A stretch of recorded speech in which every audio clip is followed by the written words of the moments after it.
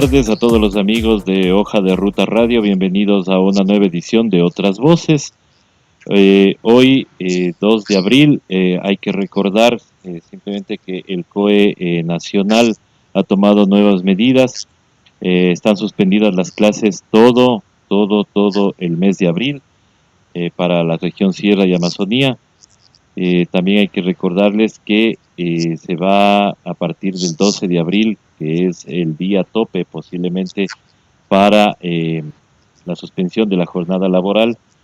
Se va a trabajar en un semáforo, nos explicaba la señora Alexandra Ocles. Todas estas medidas debemos tomar en cuenta, las mismas están publicadas en la página de Hoja de Ruta, igual en nuestro Facebook y nuestro Twitter. Así que deben tener en cuenta estas nuevas medidas para no tener problemas con las autoridades y tampoco pues que les coja desprevenidos. Hoy tenemos la grata presencia del doctor Pedro Moreira, con quien vamos a conversar sobre algunos temas, especialmente temas referentes a esta crisis sanitaria, a cómo se ha manejado, a cómo está... ¿Cómo es la perspectiva de alguien que vive justamente en la ciudad de Guayaquil? Y le habíamos contactado al doctor porque nosotros vimos un tuit en donde usted contestaba al señor presidente, luego de que en una forma muy simple, contesta o trata de defender su gestión frente a las críticas, porque es una crítica del señor presidente de El Salvador, al decir que el Ecuador es el ejemplo de lo que no se debe hacer en una crisis sanitaria. Doctor, muy buenas tardes. César, buenas tardes para usted y para todos quienes nos escuchan. Gracias por la entrevista. Y sí, es lamentable que hasta hace 4 años atrás nuestro país era el referente latinoamericano, el jaguar de Sudamérica, como algunos lo llamaban, y hoy lastimosamente es una triste versión de una república en la cual solamente sirve para mostrarla como un referente de lo que no se debe hacer. Así es, y no solamente el presidente de El Salvador, al parecer también el presidente de Guatemala también se ha referido en algunos términos a la gestión que se está haciendo referente a la emergencia sanitaria. Es triste saber esto, pero es triste también darnos cuenta que hemos permitido que este gobierno haya destruido lo que se ha construido, mal o bien, y poco o mucho, pero que está ahí, que es la infraestructura de salud pública. Y la misma está destruida ahora porque dejamos pasar que voten médicos, que voten laboratoristas, que voten gente que estaba preocupada de la prevención de plagas, y hoy estas son las consecuencias. Mire, lo que pasa es que lastimosamente desde que el señor presidente Moreno asumió el cargo, la institucionalidad o la poca institucionalidad que se construyó en los 10 años de la Revolución Ciudadana, lastimosamente se descascaró bajo la premisa de descorreizar el país. Entonces, estas son las consecuencias: un aparato sanitario que está corroído por la corrupción, una respuesta médica que no existe, instituciones que no son sólidas, y bueno, y una prensa que lastimosamente, sin generalizar, calla y es cómplice de esta comparsa funesta y fúnebre en la cual están embarcados quienes dirigen el país. Si no es por la prensa internacional, imagínense, hasta CNN, que es un abierto medio neoliberal, tiene que denunciar las barbaridades que ocurren en el país para enterarnos de esto, porque si seguimos a los amigos de la prensa que calla al gobierno que vivimos, pues no nos vamos a enterar absolutamente nada. Tienen el cinismo incluso de decir que todas son falsas noticias. siguen repitiendo aquel monotema de que la culpa es del expresidente Correa. Entonces ya el país no resiste más esta situación, Guayaquil no resiste este desgobierno que está viviendo, tanto del gobierno central como del gobierno local, y la situación es realmente calamitosa para el país, pero principalmente para la provincia del Guayas y para nuestro amado Guayaquil. Ahora, sobre el tema de Guayaquil, hay algunas cosas que podríamos subrayar y no sé si usted esté de acuerdo. Cuando ya se declara la emergencia, eh, hubo ya la prohibición de hacer eventos masivos. Sin embargo, el señor gobernador, creo yo, por presiones políticas, porque no creo que sean deportivas, porque el partido podría jugarse tranquilamente sin público. Sin embargo, decidieron hacer el partido Barcelona Independiente por Copa Libertadores con público cuando ya existía la declaratoria de emergencia, y con una declaración que va a quedar para la historia del señor gobernador, que decía que el peor virus es el miedo. ¿Usted cree que ahí también se perdió la oportunidad de poder controlar esto porque ya teníamos antecedentes, ya sabíamos que estábamos a punto de que nos llegue el virus, porque ya hubo un sustito en enero, pero febrero y inicios de marzo, tanto autoridades centrales como autoridades locales, nacionales y locales, no tomaron las acciones necesarias para planificar? Mire, esto es importante y como decía el expresidente Correa, prohibido olvidar. Hagamos un recuento de lo que ocurrió. A ver, en el terremoto del 2016, lastimosamente como todo fenómeno natural, no contamos con el tiempo para poder prever lo que iba a suceder. El brote epidémico en Wuhan ocurrió, si no a finales de diciembre, a inicios de enero del 2020. Sabíamos que existía este problema y que la OMS de forma tibia lo iba agravando con el paso del tiempo. Ya para finales de enero sabíamos que el virus amenazaba Italia y España, países europeos con culturas similares a la nuestra, por lo cual tuvimos un mes, por lo menos, para prever las contingencias de lo que podía ocurrir si el virus llegaba a Ecuador. Tuvimos un mes para poder cerrar fronteras, para poder equipar el sistema de salud pública, para tomar las previsiones que hubiesen sido necesarias. Sin embargo, no se hizo nada. Teníamos a un empleado o a un funcionario del MSP, del Ministerio de Salud Pública, en los aeropuertos con un chinguete de gel antiséptico, y esas eran las medidas sanitarias, por Dios, que este gobierno tomó. Luego, para el 29 de febrero, se conoce el primer caso confirmado de COVID-19, que es de la paciente cero, de la dama, de la señora que supuestamente tenía su familia en Babahoyo. Para ese 29 de febrero se cierran Guayaquil y Babahoyo. Sin embargo, se permite jugar un encuentro de la Liga Pro de Barcelona contra la Liga de Puerto Viejo, me parece, claro, que es el primer detonante de jugar un evento público o un evento deportivo que, si bien es cierto, se lo jugó sin público, pero ya había una amenaza de un caso confirmado.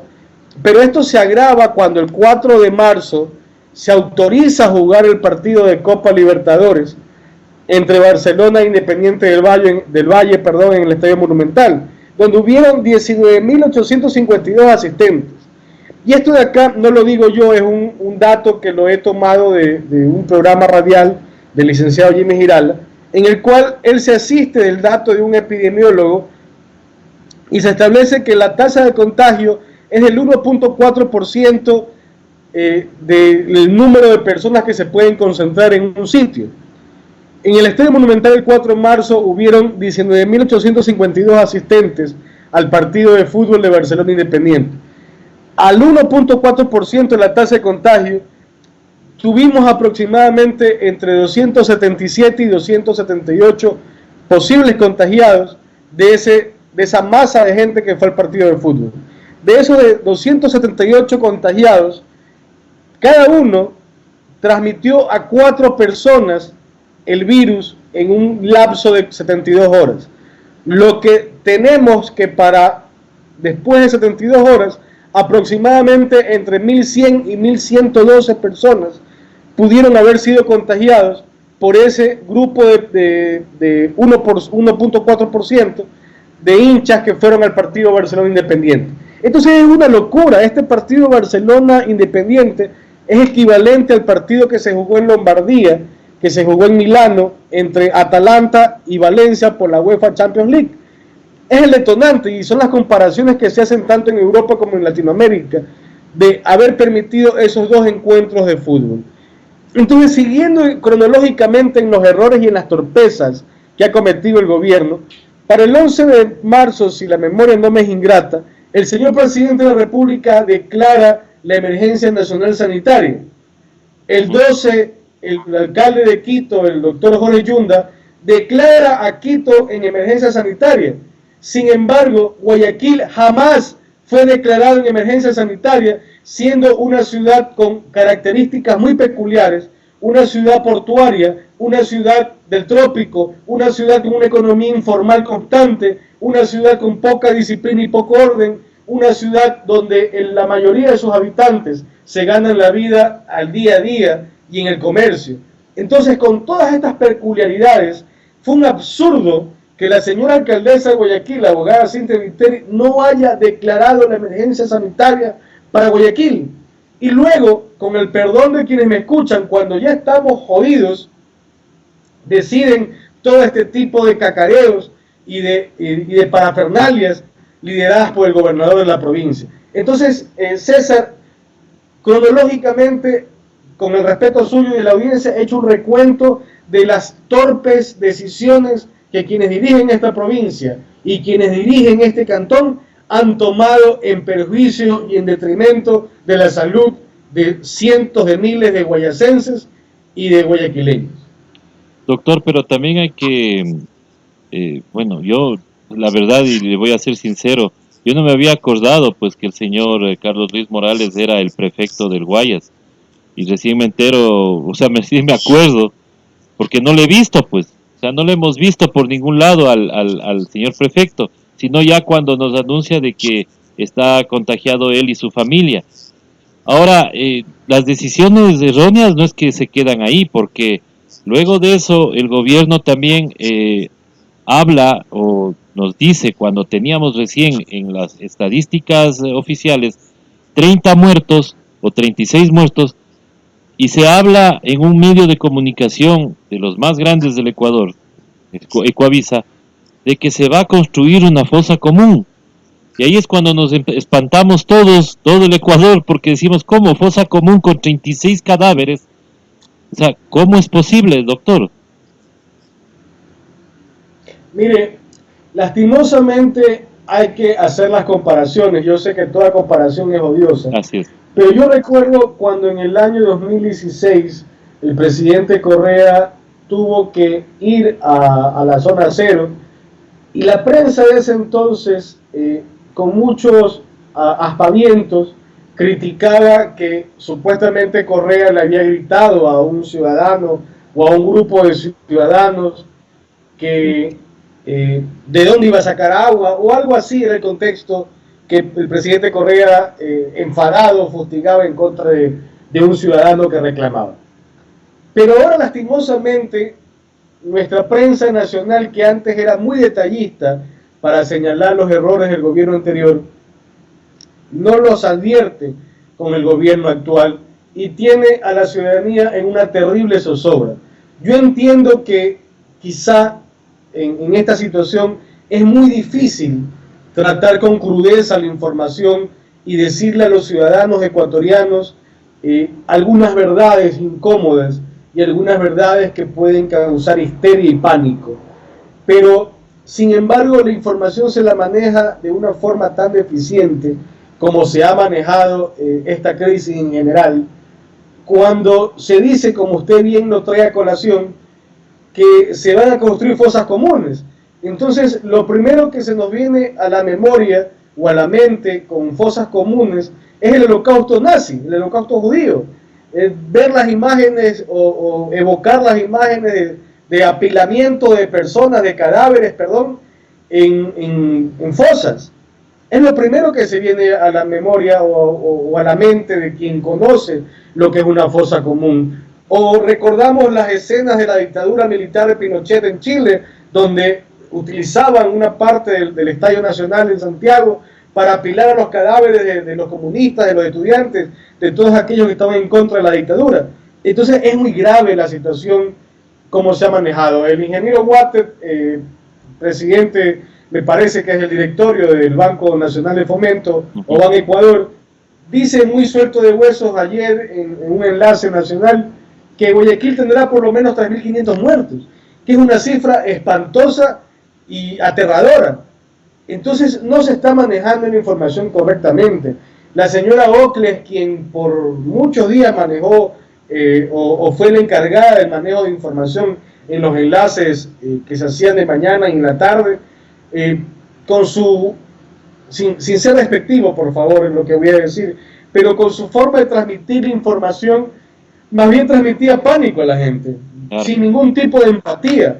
Y me parece que hasta en eso el gobierno se ha equivocado, de no escoger a una persona que transmita la información de una manera alentadora, de una manera que transmita sosiego, de una manera que genere confianza a la población. Si no se escogió personas que transmiten la información y cada vez que termina un enlace, la ciudadanía termina más preocupada. Y hay muchas, entre los que me incluyo, que ya ni siquiera vemos los enlaces porque creemos que nos están mintiendo. Entonces es inaudito que en esta crisis se permitan lanzar cualquier información y que además de aquello sigan con el monotema Correa. Hace pocos días la ministra, creo que fue ayer o antes de ayer, en una entrevista con Freddy Paredes o con Milton Pérez, uno de los periodistas de Teleamazonas, seguía echándole la culpa a Rafael Correa y justificando de que todas las imágenes que se ven son noticias falsas y que vienen de México y que vienen de Venezuela y que está el presidente Correa y la gente de la Revolución Ciudadana torpedeando el accionar del gobierno. Pero por Dios, ¿hasta cuándo con lo mismo? Tuvo que Fernando del Rincón ayer nada más en su programa en CNN demostrar que el gobierno miente, demostrar que la situación en Guayaquil es terrible. Estamos viviendo una situación extremadamente calamitosa sin que nadie, ninguna autoridad del gobierno central o del gobierno local atine a darnos una solución. Entonces de allí mi tuit al señor presidente de la República exigiéndole que le pida la renuncia a sus ministros, que le pida la renuncia al vicepresidente de la República, quien parece que estuviera en campaña proselitista y no en ayudar a los ciudadanos, y la renuncia al mismo presidente de la República, quien no ha sabido manejar esta situación. Yo entiendo de las dolencias y de los padecimientos médicos del señor presidente de la República, pero si él no es capaz de liderar la situación, él no es capaz de capitanear el barco, y las personas que él ha designado para que lo representen son unos incapaces, entonces la solución creo que es o que Moreno remoce todo su gabinete e incluso le pida la renuncia al vicepresidente de la República, o siendo más determinantes, que él también ponga su renuncia y que sea la Asamblea Nacional la que nombre una junta de gobierno de salvamiento, porque ya no resiste más el país. Estamos rumbo al despeñadero, estamos directo al averno y el país va a enfrentar horas muy cruentas si este gobierno no endereza el cauce y si el presidente Moreno no toma las decisiones que debe tomar. Doctor, pero no teme usted que le puedan decir que usted lanza algo para desestabilizar al gobierno en una emergencia, porque recuerde usted que en octubre también se le pidió lo mismo, se le pidió y constitucionalmente se le pedía que por favor ocupe los artículos que están en la Constitución para que pueda dar un paso al costado. Eso es lo que se le pedía. Sin embargo, pues hubo acusados de rebeldía, de terrorismo, y sin embargo acá también hubo un acto que nos deja pensando en que la justicia en este país funciona más como una oficina de trámites del Ejecutivo, porque mire, el día de ayer al alcalde de Baños 10 minutos luego de que colgó el teléfono ya estuvo la acusación de la fiscal por no haber hecho caso a una decisión del COE. Y a la señora alcaldesa de Guayaquil que cerró un aeropuerto, se le dice que no es tiempo de polemizar y la fiscalía se queda callada. O sea, ahí es cuando nosotros no entendemos, doctor, qué es lo que está sucediendo realmente en este país, porque si estamos en emergencia para unos, sí se vale las sanciones y para otros no.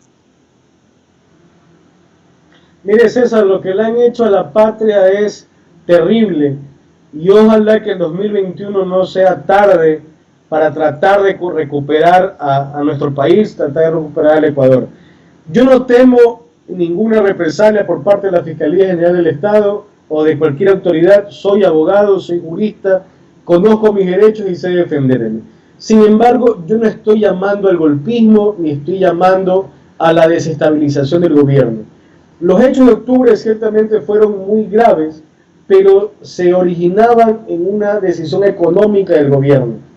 Estos hechos actuales no solamente amenazan a la economía, sino que amenazan la vida de cientos y quizás de miles, Dios no lo permita, de ecuatorianos, porque el gobierno no atina a tomar una decisión de cómo enfrentar la crisis. Un día disponen que van a dar solo datos en la mañana, otro día dan datos otra vez en la tarde, un día establecen que van a dar ciertas cifras, otro día establecen que van a dar otras cifras, un día habla la ministra en CNN, la ministra Romo, de fosas comunes, luego el presidente de la República sale a aclarar que no son fosas comunes.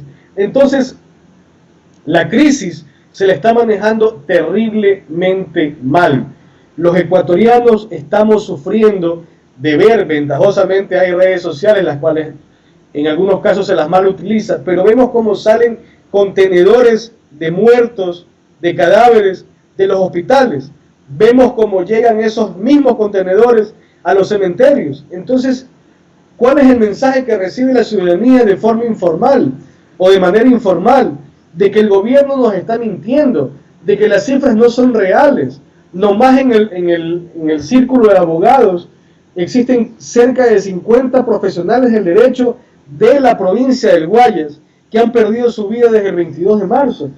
Entonces las cifras que da el gobierno no son cifras reales. Nos están engañando y nos están condenando, por Dios, nos están condenando al abismo. Y eso no lo podemos permitir. La provincia del Guayas tiene 20 asambleístas, los cuales todos están mudos, sin importar de qué lineamiento o de qué ideología política sean. Esos 20 asambleístas deberían formar un bloque pidiéndole explicaciones al Ejecutivo y pidiendo soluciones para la gente que está muriendo, sea de coronavirus o sea de enfermedades similares o cercanas. De los cientos de miles de ecuatorianos y principalmente de guayaquileños que viven de una economía del día a día y que no tienen ya recursos, de profesionales independientes que tuvieron que encerrarse en un aislamiento primero de 15 días y que va a llegar al mes sin tener ahorros, sin tener provisiones de alimentos, sin tener provisiones económicas. Entonces, el gobierno no dice, esta boca es mía para enfrentar esta crisis, y simplemente saca al ministro Iván Granda, ministro del MIES, a decir de que se le da raciones a ciertas familias, de que se da un bono de $60, pero es insuficiente. Pagaron 324 millones de la deuda externa, pudiendo haber utilizado esos recursos para ayudar con víveres, para ayudar con medicinas, para ayudar a los discapacitados, ayudar a los profesionales independientes, para más pruebas de test del coronavirus, para ventiladores, para una serie de cosas, y lastimosamente no lo hacen porque no se conduelen de la situación nacional. Respecto a lo que usted me preguntaba del alcalde de Baños, existe ciertamente un error de parte del alcalde de Baños a tomar esa postura, pero es un error entendible, y es un error mucho más entendible que el que cometió la señora alcaldesa de Guayaquil. Sin embargo, así como los grandes juristas, reconocidos juristas, el doctor Alfonso Samando Pasquel y el doctor Ramiro García, justificaron la conducta de la alcaldesa en una teoría dogmática penal del error de prohibición, así también habría que utilizar esa misma figura para proteger al alcalde de Baños de las investigaciones que la Fiscalía ha iniciado. Porque la justicia y el derecho, sobre todo, es para todos y debe ser aplicado para todos, más aún en circunstancias similares. Aprovecho la oportunidad para transmitirle mi solidaridad al señor alcalde de Baños, que ni lo conozco ni sé cómo se llama, pero que está siendo víctima de este aparataje fáctico en el cual se ha convertido la Fiscalía General del Estado. Sí, efectivamente es terrible, y aparte, o sea, para seguir un poquito con el tema, lo terrible es que el mismo COE, o sea, la misma ministra de gobierno, eh, con el señor ministro de Ambiente, se molestaron cuando les trasladaron a 2 ciudadanos de Riobamba, Ambato, y la persona que dio la orden fue destituida porque no dio aviso a las autoridades. En el caso de acá del alcalde de Baños, él tampoco conocía, no se le había informado que estos policías venían. Quienes le avisan es el pueblo de Baños, que va y le saca de la casa y le dice, vea, esto va a pasar. O sea, ahí hay un tema para analizar, pero lo que nos sorprende es esa rapidez de la fiscalía para ciertos casos. Tanto es así que ya sabemos que el día martes va a haber la audiencia para la lectura de sentencia en el caso Sobornos 2012-2016, pero hay un millar de casos que están mucho antes y que no se han movido, doctor, y eso es lo que también nos preocupa, que, o sea, es un ataque al expresidente, pero ya de forma frontal. O sea, la justicia es solo para el expresidente Correa, o sea, a él se le va a aplicar la justicia y no a las demás personas. Mire, el señor presidente o el señor expresidente Correa tiene muy buenos abogados, Fausto, Carlitos, el mismo doctor Samando Pasquel, el doctor Franco Lor. Yo prefiero no entrar en detalles en el tema del expresidente Correa, más allá de que resulta evidente la persecución y la fijación que existe en contra de él. Pero haciendo un símil de lo que usted menciona respecto a la justicia, yo le voy a hacer una denuncia pública al país, que quizás no se discute porque son personas anónimas y no existe ningún interés por parte del Estado en que se resuelva la situación. Usted recordará que el señor presidente de la República dispuso en el estado de excepción que fue publicado en el registro oficial 163 del 24 de marzo, mediante decreto 1017, impuso el toque de queda. Y a través de la imposición de ese toque de queda, a todas las personas que en los diferentes horarios en los cuales paulatinamente se fue graduando la prohibición de circulación, se los procesaba penalmente en base al artículo 282 del COIP, que es incumplimiento de decisión legítima.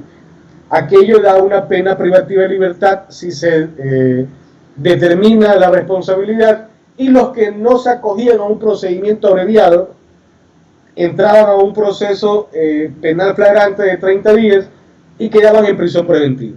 Ahora bien, luego, permítame revisar en los apuntes, el señor presidente de la República, mediante resolución, el decreto fue publicado o fue expedido el 17 de marzo, no el 24 de marzo.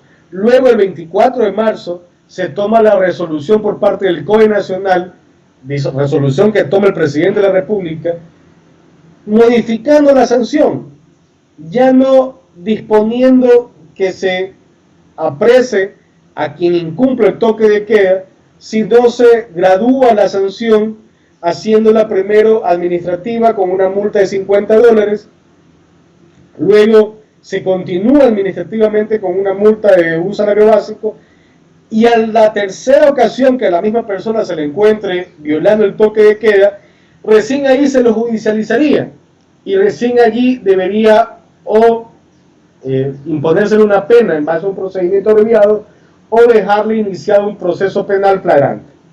Pero, ¿cuál es el problema de esto o en qué repercute esto?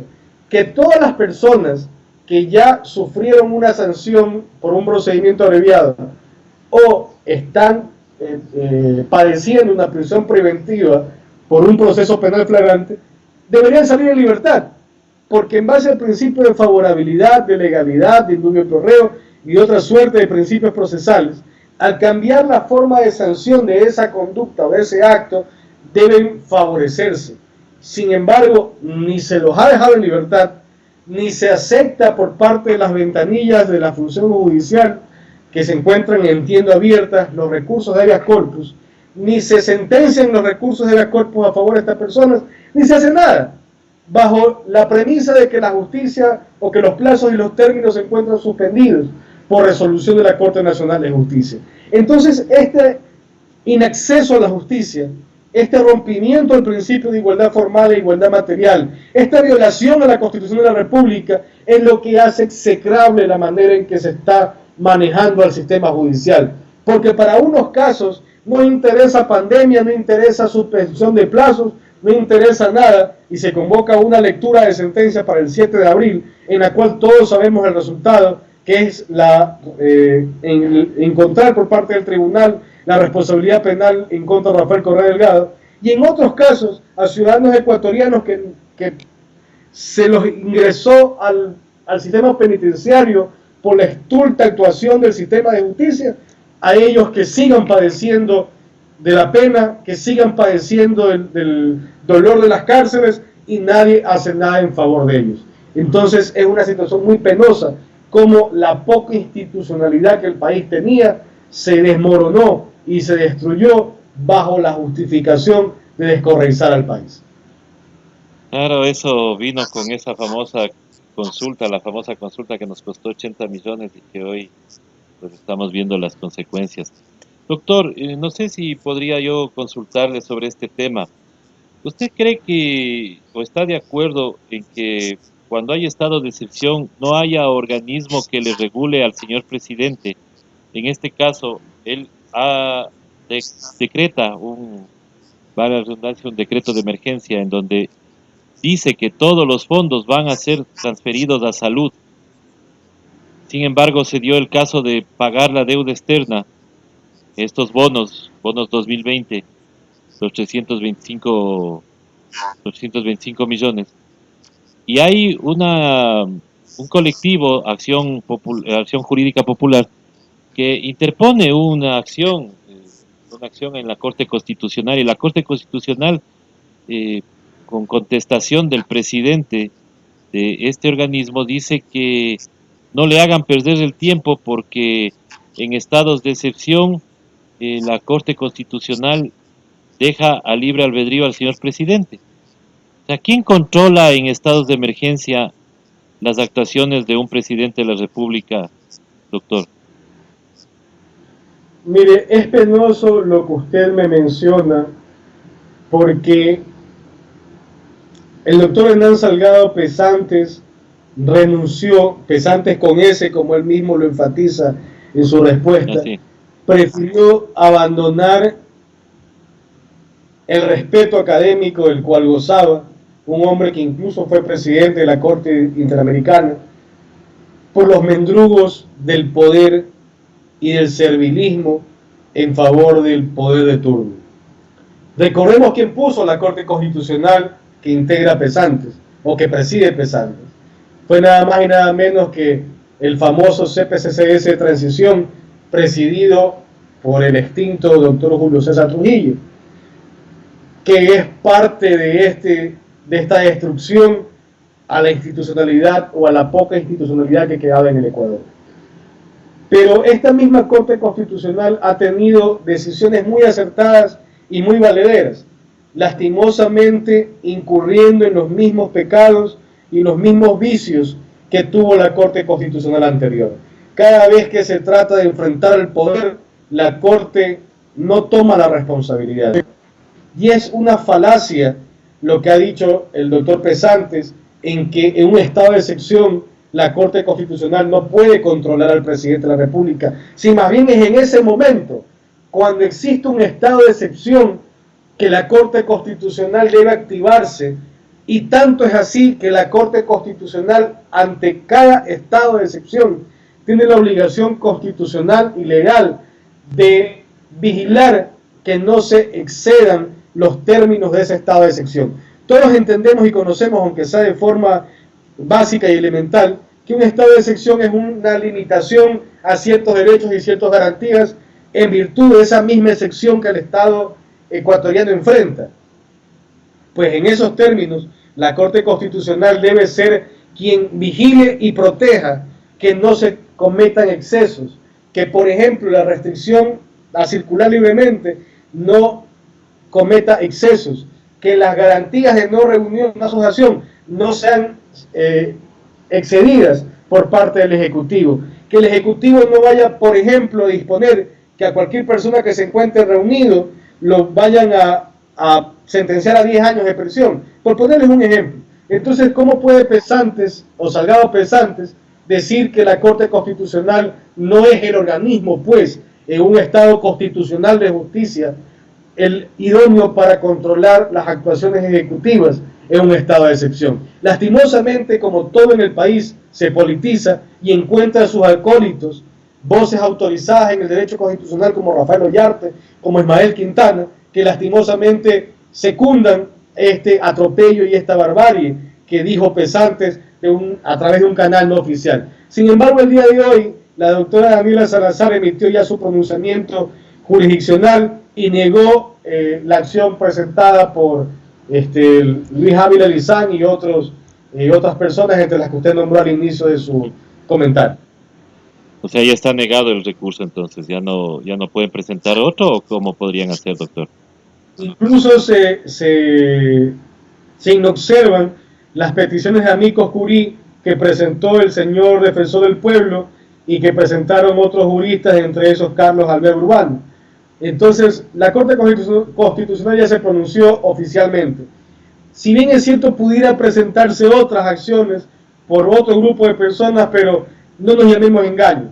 La Corte Constitucional tiene una postura política y de aquella no se va a separar.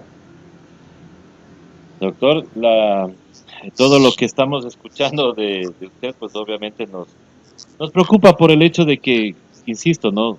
Creo que dejamos pasar mucho tiempo a este gobierno, no le hemos pedido las cuentas necesarias y sobre pretexto de descorreizar han hecho lo que les ha dado la gana. Y ahí están las consecuencias, ¿no? Tenemos esta emergencia sanitaria que no han podido manejar, tenemos todos estos casos en que la justicia pues obviamente no está actuando, y tenemos una Corte Constitucional que antes se llamaba, bueno, le llamaron siempre la Corte Constitucional de lujo, pues obviamente no está viendo por justamente los derechos. Doctor, para ir finalizando, solamente quisiéramos pedirle una impresión suya de cómo está la ciudad de Guayaquil. Sabemos que está caotizada todo, pero quisiéramos escucharlo de parte suya, usted que vive allá en esta linda ciudad que es Guayaquil. Y que no se equivoquen, no todos somos regionalistas, todos tenemos familia, todos tenemos mucha gente querida en Guayaquil. Así que no se confundan, no crean que todos los periodistas somos como la señora Inostroza. Pero sí quisiéramos saber un poquito la impresión suya de cómo está su ciudad. César y hermanos ecuatorianos, Guayaquil está desolada, abandonada, vilipendiada y humillada, no por las declaraciones que pudo haber hecho desastrosamente la señora Inostroza, porque al final del día es una periodista más del país y sus opiniones son sus opiniones, acertadas o no. Sufre Guayaquil el abandono y el desdén de sus autoridades. Un gobernador totalmente imprudente y desatinado, la alcaldesa de la ciudad, quien lastimosamente se encuentra infectada con el COVID y que antes de informarlo públicamente cometió un terrible desatino que podría traer consecuencias a la situación aeroportuaria de la ciudad. Un prefecto que lastimosamente sufre una enfermedad catastrófica y que además informó que su círculo familiar o dentro de su círculo familiar alguien está infectado. Concejales que lastimosamente no atinan a tomar postura en esta situación. Un COE provincial y un COE cantonal que no tienen capacidad de respuesta ni tienen capacidad de control de la situación. y una ciudad y una provincia entregada a los militares a través de un estado de declaratoria de zona de emergencia, en la cual tampoco se ha logrado detener ese avance o ese aumento vertiginoso de la curva de infectados. Guayaquil probablemente no se reincorporará al trabajo junto con todo el país el día 13 de abril. Probablemente Guayaquil va a seguir aislado. Probablemente Guayaquil tenga que cumplir una cuarentena, como su nombre, como el origen de la palabra, de 40 días hasta poder introducirse nuevamente en la vida nacional. Les pedimos, no me puedo tomar el nombre de la ciudad porque no soy representante de ella, pero como jurista, como guayaquileño, como guayacense, como abogado, como ciudadano, les pido al resto del país que no abandonen Guayaquil. Guayaquil es una ciudad libérrima, defensora de la independencia. Recordemos aquella proclama de Guayaquil por la patria, Guayaquil por Guayaquil. Hoy Guayaquil sufre horas aciagas, horas amargas. Patria querida, no se olviden de Guayaquil. Guayaquil los necesita. Guayaquil necesita de ayuda internacional, ya que nuestros gobernantes no han atinado soluciones prolijas a este problema, y no dejen, por favor, que sigan muriendo guayaquileños sin que tengan la accionar nacional, sin que se apiade el gobierno de estas familias que tienen que quemar a sus familiares de forma artesanal, que tienen que dejar tirados los cadáveres en la calle porque no existe autoridad que pueda solventar y pueda ayudar en esta emergencia. Y por favor, hermanas y hermanos ecuatorianos, ayúdennos a los guayaquileños a salir de esta crisis. Y así será, doctor, así será. Todos estaremos juntos para dar una mano en lo que se pueda para sacarle a Guayaquil de donde está. Y nosotros también nos unimos a ese pedido. Ojalá las autoridades puedan tener la suficiente entereza para dar un paso al costado y entender que no pudieron manejar esta crisis, se les fue de las manos y esperamos mejores días para la patria.